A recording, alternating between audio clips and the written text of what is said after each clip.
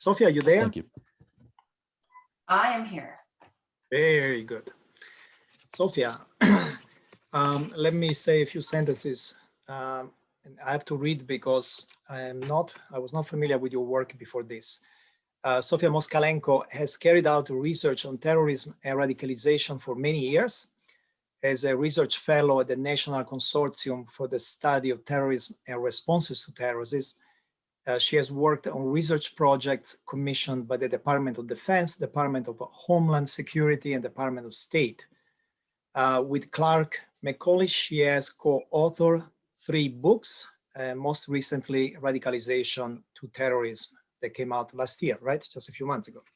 Yes. And now she's working on a new book, and we'll talk about that. Anyway, first, I'll let you give your talk, and then we'll have a lot of questions for you, because the idea of radicalization has changed after January 6th.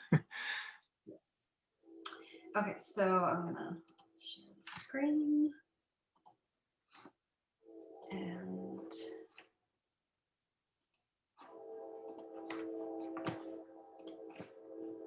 okay, you should see that, right? Good, yes. So the study of psychology of radicalization began in earnest after 9/11, and it used to be when I would explain to people what terrorism is and what radicalization is, everybody would think about, jihadists and people in turbans somewhere far away, and maybe you were interested in that and maybe you weren't. But as you said, this has changed a lot recently, and so now we can think of some people in this country, some of our friends and neighbors, and maybe even some of us here today. So for example, if I ask you this question, there is a law that just passed in Georgia, in the state of Georgia, that makes it illegal to give water to somebody standing in line to vote if they're thirsty and you have water. And if you imagine yourself in that situation as a passerby with a bottle of water, and people are waiting in line to vote and somebody's thirsty and reaching out, would you give water to them? If you answer yes, that puts you above average on the scale of radicalization. You would be breaking the law to do something, probably because you disagree with the law, which makes it a political act. So you can see how kind of slippery this idea of radicalization is, and how pervasive it can be. And so with that, let's start with some definitions. Radicalization is a process, okay? It's not like an end stage. It's a process by which individuals or small groups of friends, family, or even large collectives like a whole nation or a whole ethnic group or religious group become increasingly accepting of violence or breaking the law for a cause. And so terrorism is an endpoint, and radicalization is the road that leads there, but there are nuances there that we're going to get to. Now, what is terrorism? I can't really answer that question because we don't have one definition. There are a bunch of them from different governments, even from government structures within the same country, like the United States has several definitions depending whether you're looking at Department of State or the FBI and so on. It's usually tautological. It talks about terrorizing as defining an act of terrorism. And basically the reason for this inconsistency and tautology is there's a lot of politics and a lot of money that goes into whether or not somebody is defined as a terrorist. Some departments, get the budget to deal with it, and so they do. And maybe there's a death penalty on the table if there is a charge of terrorism, and so the prosecutors will use that charge to kind of negotiate a deal, but we don't have a definition basically. And there is 2 more definitions that I want to put out there, and that is activists and radicals. So we distinguish between these two, where activists are people who are interested in doing something about a political cause, but they would only do it if it's legal and non-violent. Okay, so they would not give water to somebody in Georgia standing in line to vote. Radicals, by contrast, are people who participate in actions that are illegal and or violent. So, you know, giving water is not a violent action, but it is illegal, so it would make somebody radical. And through this whole session today, I've been thinking, what brings the three of us here together on the same kind of panel? And I was completely unable to answer that question in any satisfactory way until in the very end of his talk, Brian gave me an opening when he said something about, you know, norepinephrine versus dopamine. Is it possible, somebody asked a question, is it possible that somebody would do something that produces the opposite of the positive sensation of dopamine? And I was like, huh, well, these are my people.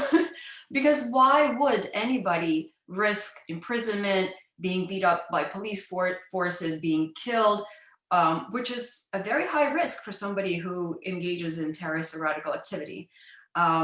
They very often lose connections with their family, with their loved ones, either willingly because they don't want to put them in danger, or because their political views diverge, or unwillingly because they're put in prison, or because being in touch with their loved ones means the security forces will be after them too.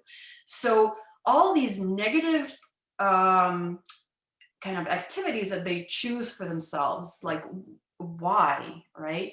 And I actually have a book from 2019 on martyrdom and self-sacrifice, which is a fascinating phenomenon, where I talk about, why would we do that?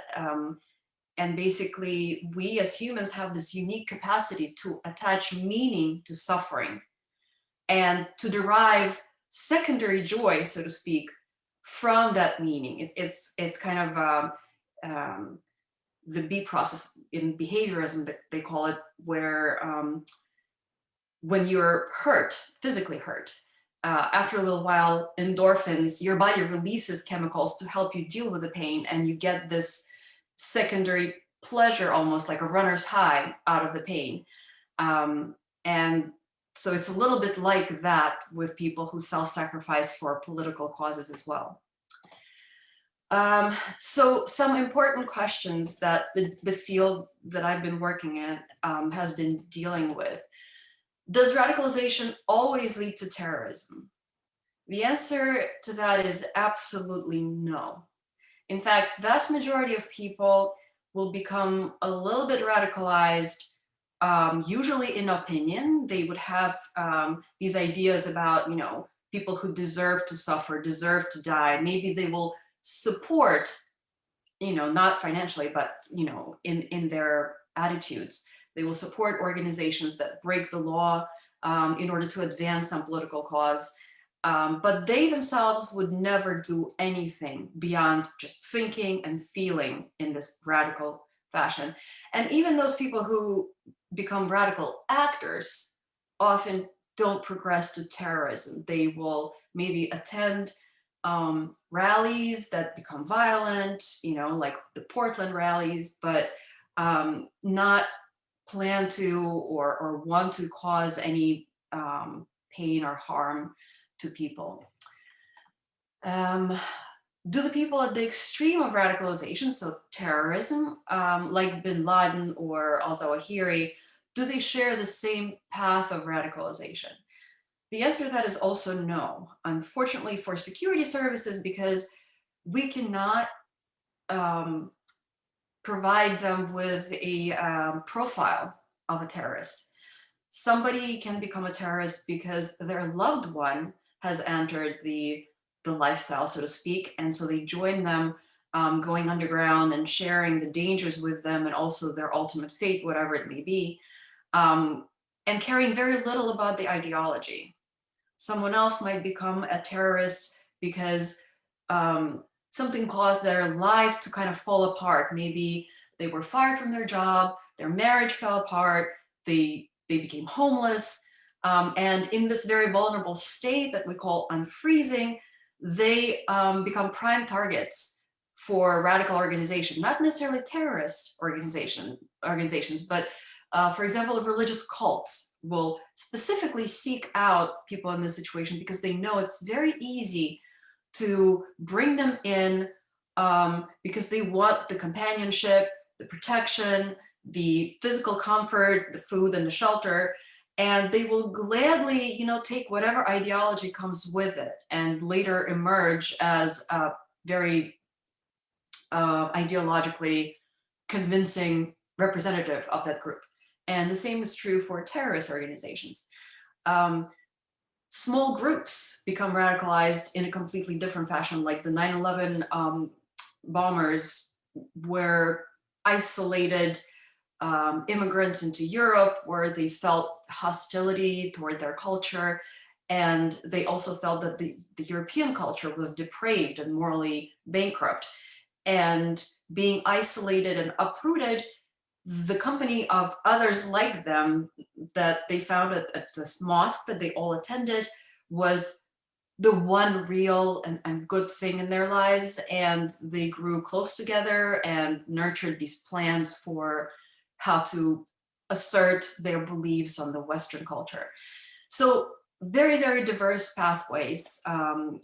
We counted 12, you know, some of them for individuals, some for small groups, and some, like I said, for large impersonal collectives, such as a nation, can all lead to radicalization. How do we study this very broad and very elusive phenomenon? We do all kinds of things, including neuroscience, and the list of methods is expanding, especially now with the digital media becoming so prevalent in all of our lives. It's opening new opportunities for us to understand people's thinking and transitioning from, you know, one state, emotional or cognitive, to a different state.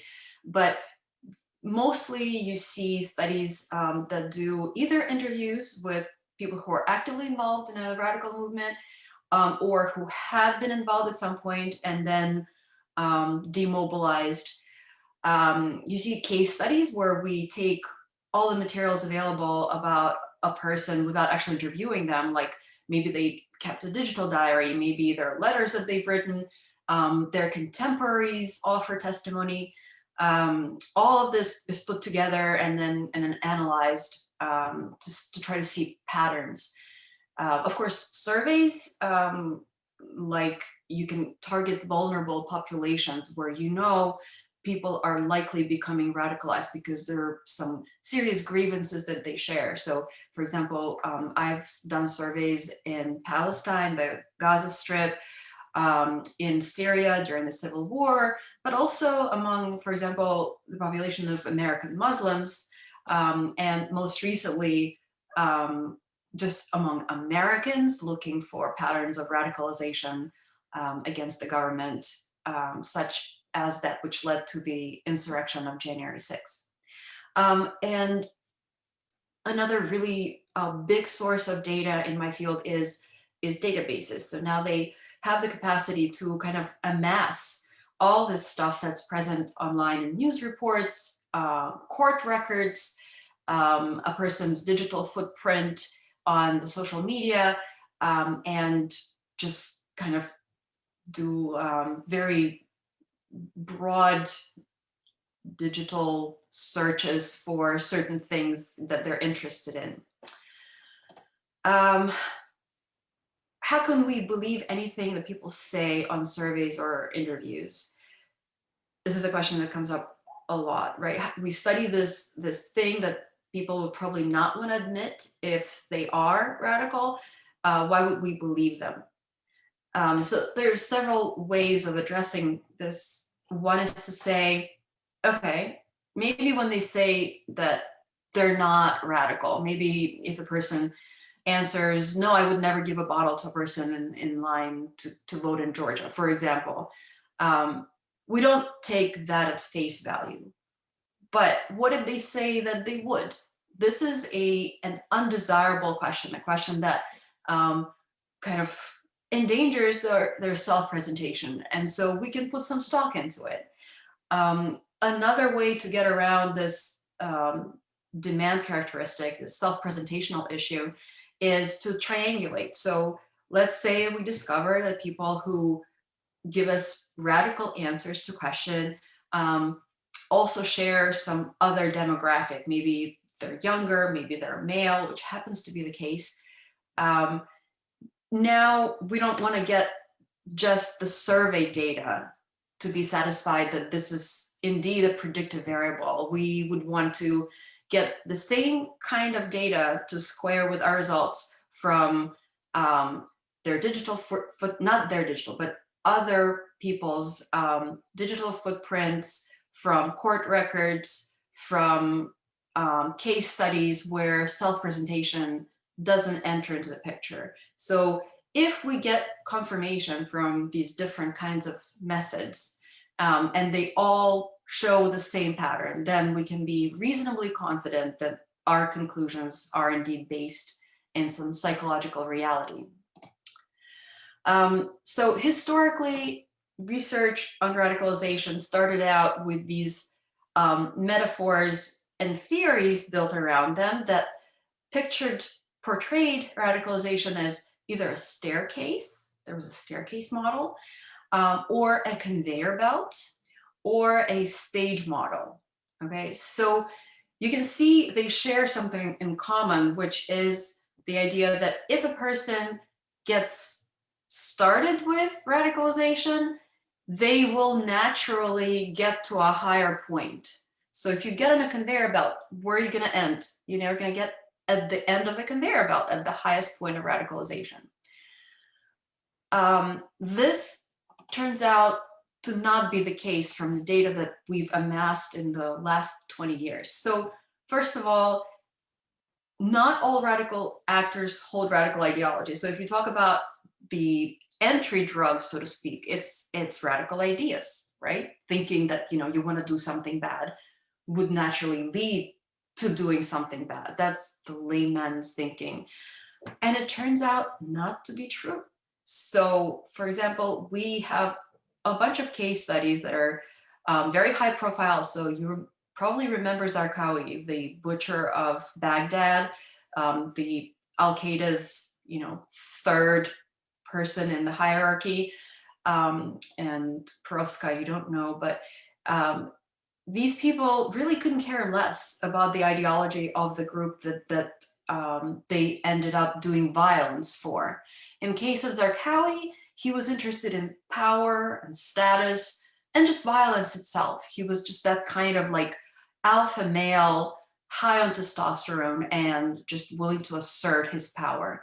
In case of Perovskaya, she went into terrorism for love. She fell in love with somebody who was terrorist. And even though she completely believed in peaceful means to get political solutions, she kind of left all of that ideology that she was invested in aside and followed the man that she loved into violence, political violence. Secondly, not all people with radical ideology will act on it. In fact, 99% of people with radical ideology will never do anything about it. So for example, in surveys of American Muslims, we find that about 2% of people answer positively the most radical version of the questionnaire, which states that they believe that jihad and bombing of civilians is justified in defense of Islam. And more than that, they believe that it's their personal moral obligation to partake in it. Okay, so if you project that to the population of American Muslim adults in the United States, that adds up to like 75,000 people who hold this very radical belief.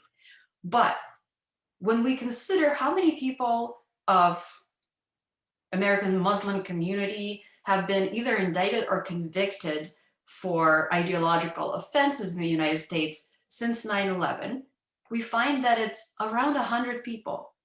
So consider the difference between 75,000 and around 100, and you will see how far the distance is between radical ideas and radical actions. And so by extension, targeting radical ideas as a security service, as the government might consider, is actually counterproductive, because what it likely will do is create either real grievances where you persecute people, you accidentally inflict harm on innocents, or perceived grievances that will then create new ideology and radicalize a new generation of people who otherwise would have been completely neutral in this conflict. And in general, what psychology teaches us is that the relationship between attitude and action is really weak. So this layman's idea about, if you think that you should do something, that you will end up doing something, it's just very naive. So these are examples of radical actions and beliefs, and you can see the disparity between the two. So 45% of college students report suicidal thoughts, but only 5, thankfully, ever attempt suicide. 91% of all college students report homicidal thoughts, talking about radical action, right? But less than 10% ever attempt it during college or later. Anger about group discrimination rarely translates to protests. And basically, a survey of attitudinal research shows that, taken as a whole, studies suggest that it is considerably more likely that attitudes will be unrelated or only slightly related to behaviors than that attitudes will be closely related to actions. So this is a graphic that we propose to kind of keep that idea in your visual mind. There are 2 pyramids of radicalization, one of radicalization in attitude and one of radicalization in action. And they're roughly divided into 4 layers, where on the bottom you have people with neutral attitudes, and then a little higher up you have a smaller number of people with higher radicalization and attitudes. So maybe they sympathize with some violence for the cause. And then still higher up, still smaller number of people who justify violence for the cause. And then finally, at the top, you have those who believe that it is their personal moral obligation to get involved in political violence. And similarly, with the action pyramid, you have people who don't do anything. And then you have activists who will engage in legal and nonviolent action, but will stop there, draw the line. And then higher than activists, you have radicals who will engage in illegal action, but maybe nonviolent action. And then at the top, you have terrorists who, of course, are willing to cross every boundary. And so the actual pyramid of radicalization looks something like that, where at each level of action, you have the majority with neutral attitudes and a tiny portion with more radical attitudes. The exception to this is what is sometimes called lone wolf terrorists, or lone actor, or lone attackers. And there we do have some patterns that add up to something like a profile. So the first profile, it actually fits really well this recent case we had of the mass shooter in Boulder, Colorado, where the guy obviously had some psychological issues. He experienced bullying in school. He was socially alienated. And so this is what we call the disconnected disordered profile, where the person is often disturbed. Sometimes they have a diagnosis, but even if they don't, it's a kind of disordered psychological manifestation. And very often these people have some experience with weapons, make of it what you will. By contrast, the second profile of lone wolf terrorist is what we call a caring compelled, where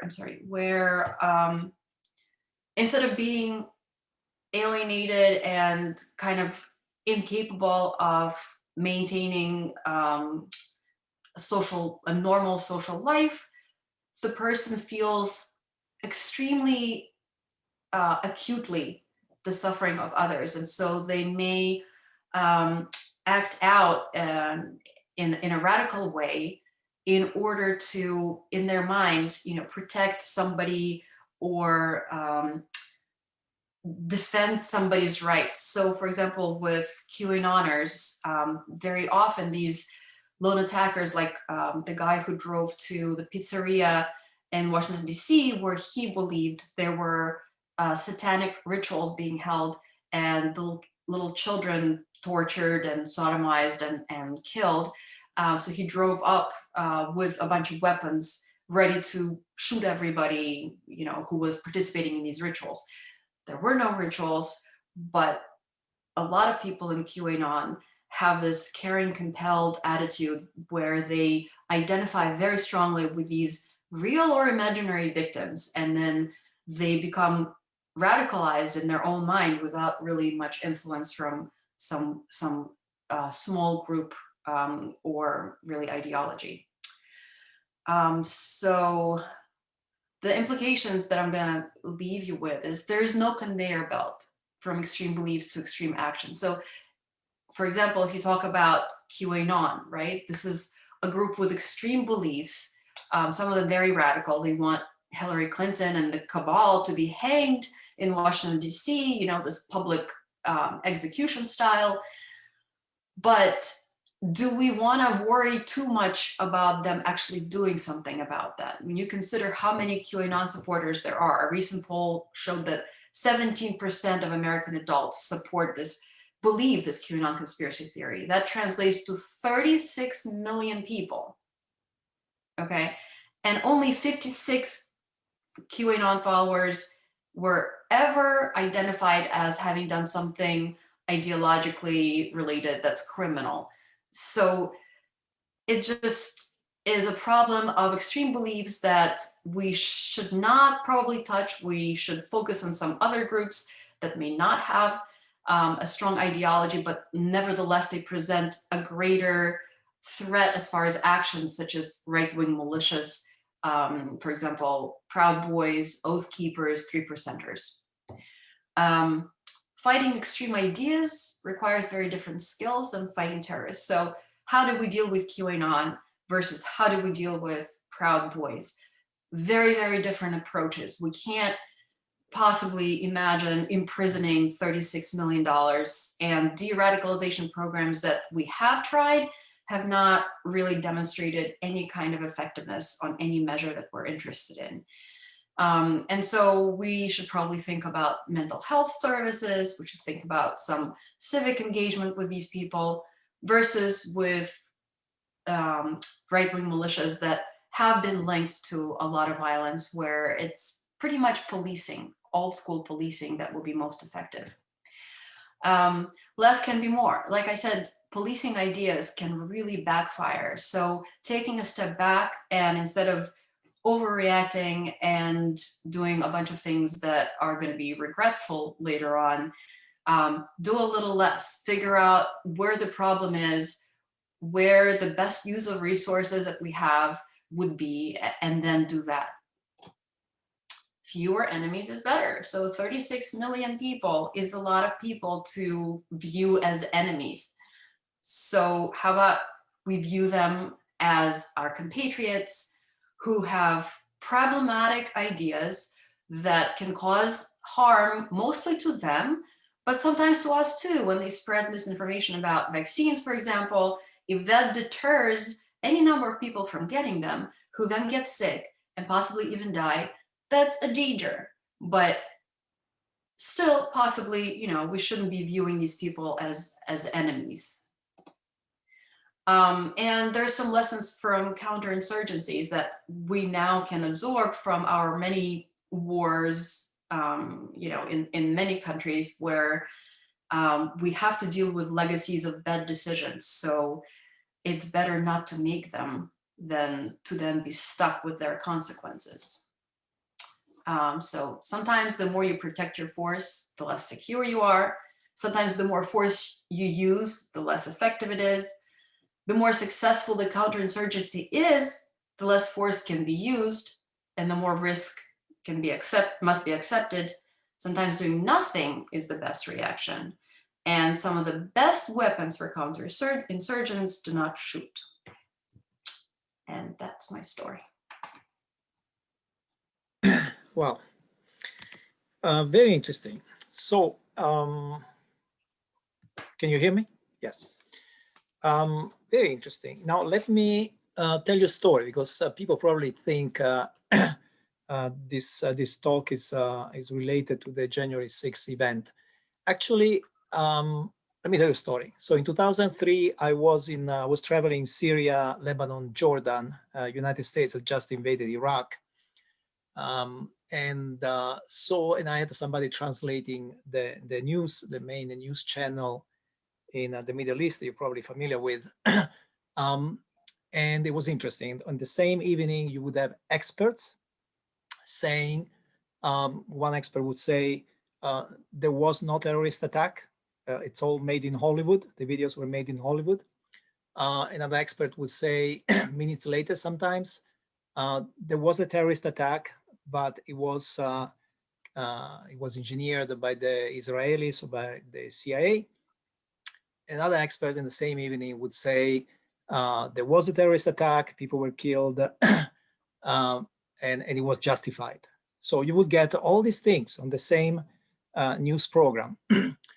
Fast forward to 2020, pandemic, COVID, and the main cable, I think it's the main cable news station in the United States.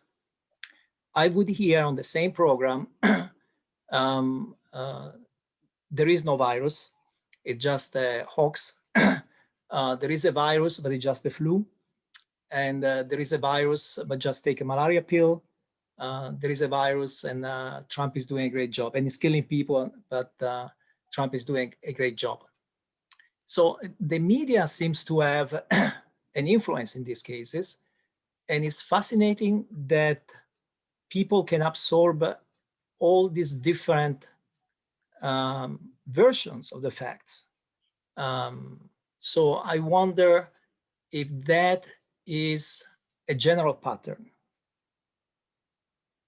A general pattern. This is a very meta question, or at least I see it as such, because we are living in this like post-truth world, right? That's a thing where we are so disconnected from life-giving sources in like our food. You know, we don't grow it, we don't know where it's grown, we don't know what happens to it between when it's grown and when it gets to us. So somebody can tell you that, you know, there's poison in your food and you wouldn't know if it was true or not. Same thing with the technology that we're using. Maybe somebody's tracking everything, maybe it's not. We have gotten to the point of sophistication where any individual is unable to get to the bottom of reality, even for basic things like, you know, their own health, the water they drink, the air they breathe, the medicines they take. Is the doctor giving them a good advice, or is the pharma sponsoring the doctor so that they would tell them to take a pill that will then get them addicted to it and make money to the pharmaceutical company and the doctor? So there are layers and layers of abstraction on all of these rudimentary things that give us life. And with so many layers, we feel uprooted and uncertain, and it's a very unsettling feeling. And the news situation that you're describing is another example of that, because, you know, we're now a global, you know, economy, and news travels all the time. And even in my childhood, you know, who cares what happened somewhere, you know, far away, but now it affects me, so I have to pay attention. But do I believe this particular crew that filmed this particular segment to represent the situation, or are they representing a particular view that makes money to somebody out of my outrage? So I agree with you that this is a pervasive problem. I think it is especially problematic now with the digital age and kind of outsourcing of everything. And I think it's probably part of the reason why people believe in these, crazy sometimes ideas and engage in crazy behaviors because they're seeking meaning. They're seeking something that they can attach to, and within that new system of moral coordinates, feel good about themselves and know what is evil and what is good and what is the right thing to do and what is the wrong thing to do. So I want to call also Brian into the conversation in case the neuroscientists can find patterns here. But I also want to expand a little bit the definition of radicalization. I know that you come from a political science viewpoint. Your presentation comes from that. But I mean, radicals exist in many fields. If I think of radicals, I would also think of Buddha, Jesus. Democracy is a very radical idea. And of course, Einstein.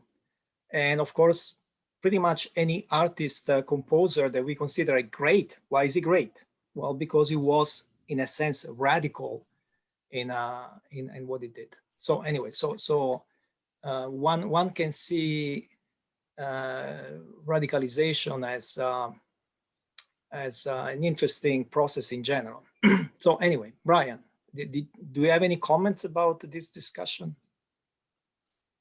Wow, so this is definitely going from the individual to the aggregate level, and then a very specific version of the aggregate level.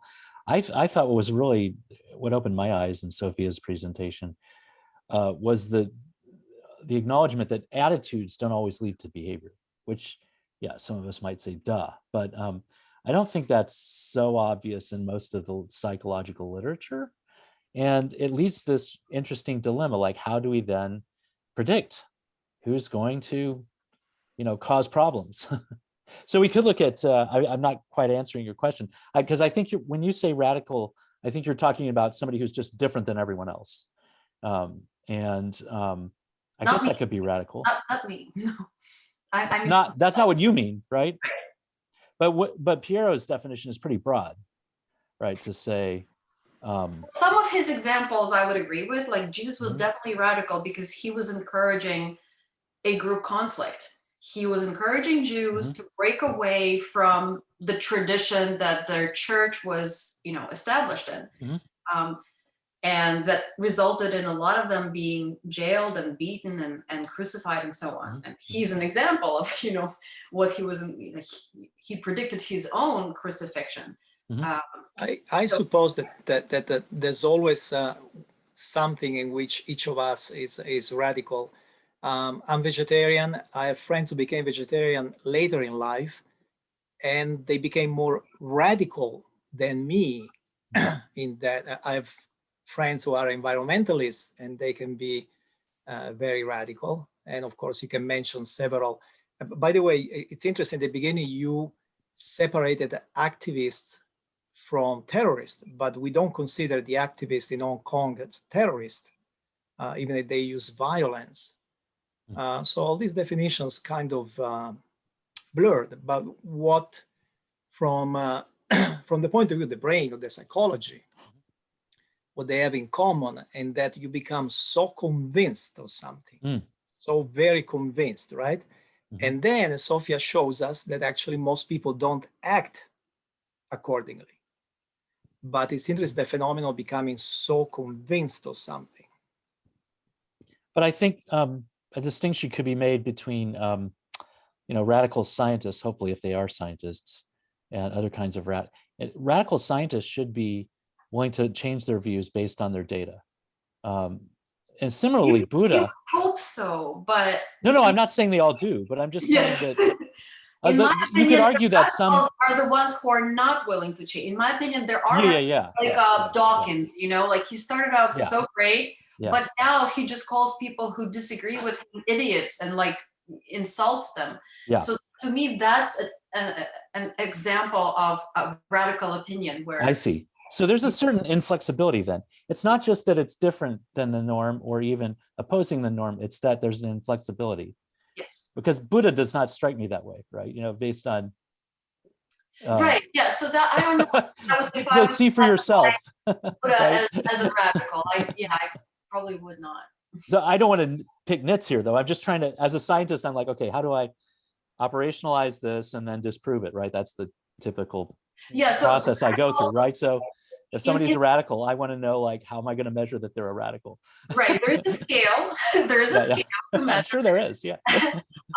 But in the field of psychology of radicalization, a sign of radicalization is support for conflict. So whether it's an ideological conflict for Dawkins or an actual physical conflict, it still has to be something that leads you to, you know, encourage it in others or just in yourself, inside of yourself. Yeah, because I think there's, like, you know, Venn diagram like this. You know, there are people who are radicals who aren't terrorists, and there are some terrorists, and there are also terrorists who aren't radicals, as you say. So who are probably sociopaths, you know, or probably they're probably. Why not both? Like that gift says, you know. You know, but I'm just saying that there are people who are violent, right? And they don't need a reason to be violent. They don't need a reason to. But now you're making a mistake. I was working so hard to, like, you know, help people avoid, which is to equate ideology with radicalism.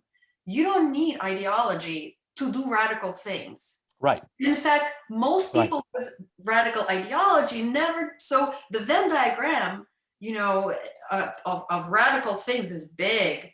And then this is people who do things, and this is people who believe things, and overlap is small. Yeah. But they're all radical, just some in action and some in opinion. Because I think you're trying to make a policy point, which is like, we shouldn't be going after radicalism. We should be going after the people who are killing other people or whatever, you know, and so what's the best way to do that? And you could even ask that at a brain level, right? You could say, well, can I scan people and can I look at their brain structure or function and identify them even early in life, and then, you know, do what it takes to keep them from harming other people? That, I mean, I understand that that's a different question in a way than the one we're talking about. I would imagine that all of us can be driven to the point where we would do something radical. Like, you know, if my children are attacked, I promise you I will do something radical, I'm pretty sure, even though I don't really hold radical opinions about anybody at the moment, I would think. So I'm thinking for all of us, there's something that we hold dear enough, who don't say that we're attached to enough, that if that attachment is threatened, that we would become radical. Not to say that it would be obvious at birth necessarily. Right. I'll let Sophia read the questions. There are two questions. Click on Q&A. And I don't want to leave Monica out of conversation. Monica, if you have any comments, questions, please feel free to jump in. Very nice to think about the social backgrounds that come along with, you know, action, and you can think of art also as a radical statement, both from the, you know, the art of that big pharaoh who is making some demand on people, but also the kind of, you know, the little stuff. I wonder if the vast majority of the people who would not carry out an act of violence would carry out an act of graffiti, for example. You know, like, is there a kind of safety valve in which people can express some anger, you know, dissent, disappointment, that we could channel into some more positive outcome? Like, you know, what if we put up big whiteboards in public spaces and people could just like write all over them and, you know, sort of let off a little steam as a sort of more lighthearted version? I don't know what you do with the, you know, the small percentage of people who are committed to violence, but, you know, if we could think of a safety valve of expression for the other 99.9% of people, that might be a nice thing to do. The problem is that people sometimes do that on social media, but the result is not. The result is to create echo chambers that then amplify the violence, actually. So it's not trivial, huh? Sophia, opinion? Yeah, so there is a long tradition of political art, of course. And I grew up in the Soviet Union. That's pretty much the only art we had, you know, political poetry, political literature, political film, political paintings. And of course, Nazi Germany was very big on political art, all those posters and stuff. And the architecture too, the German architecture from the 1930s, you can feel the impact. The political statement is there, like even all these years later. So it's totally, art becomes part of this expression as well. And there is a chapter in this 2020 book that I published that's called MIMS, Mass Identity Manipulations, where I talk about symbols, things like swastikas or the star that we had in the Soviet Union, and iconic photographs, like the girl running from napalm fire in Vietnam, that can literally change the political landscape and how they do it, and how do we understand why these, you know, individual little images can have such a profound political impact. So there's not enough time to talk about it here, but it's fascinating, and I love to think about it. So if I can get to the questions, because, you know, maybe people are. If I can, while you're looking at the questions, I'm going to add one thing to the, there is a question about misinformation. So I think it bridges what you were saying in that question. But I think we have an opportunity in a crisis, the crisis online, I'm just thinking of online, but lots of people together, just like in cities, right? And perhaps a little less inhibited because they're not face to face. But there are elements of these symbols and messages that one can imagine quantifying and controlling, and by control, I don't just mean top down. I mean me putting on you know, something in my web browser to control what comes out, to filter, if you will.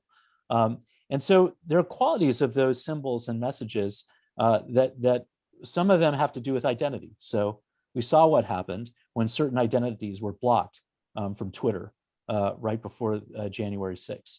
And it was very evident if you look at network studies, what happened with misinformation then. But that's not the only thing that we can filter. We can also filter actually the content, the words of the message. And a lot of people do this in their browsers. But another thing that I think people miss that we can now filter is affect.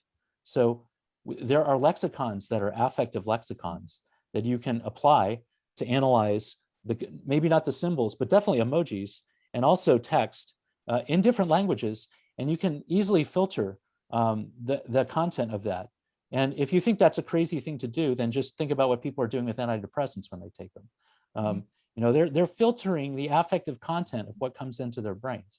So why shouldn't consumers or individuals be empowered to devise their own affective filters as well? If they can filter out people and they can filter out content, why shouldn't they be able to also filter out affect? You can attack me, but I don't have to listen.